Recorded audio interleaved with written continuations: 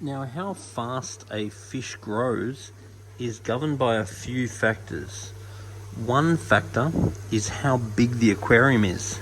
Now, obviously, this being a 20,000 litre aquarium is suitably big in order to obtain maximum growth. But the other thing is how often you do water changes.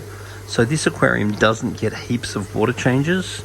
Obviously, being such a big job, it isn't done as regularly as maybe it could be done.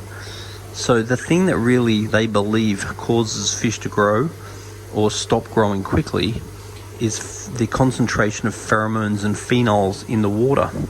So if you allow pheromones and phenols to increase because you have a whole lot of fish and you're not doing a heap of water changes, that'll suppress the growth of the fish. On the other hand, if you're doing lots of water changes and you have absorptive products such as polyfilter, you can reduce the levels of pheromones, phenols and similar, which allows more growth. Remembering that sometimes you do just get runts. But for example, this red devil has been in there for several years, and you would expect it to be like a monstrous fish, but it isn't a monstrous fish. You've certainly seen growth in some of the other fish, but the growth is not phenomenal. I've seen more growth in 4-foot aquariums with more regular water changes and the use of medias like polyfilter. So size of tank is absolutely a consideration.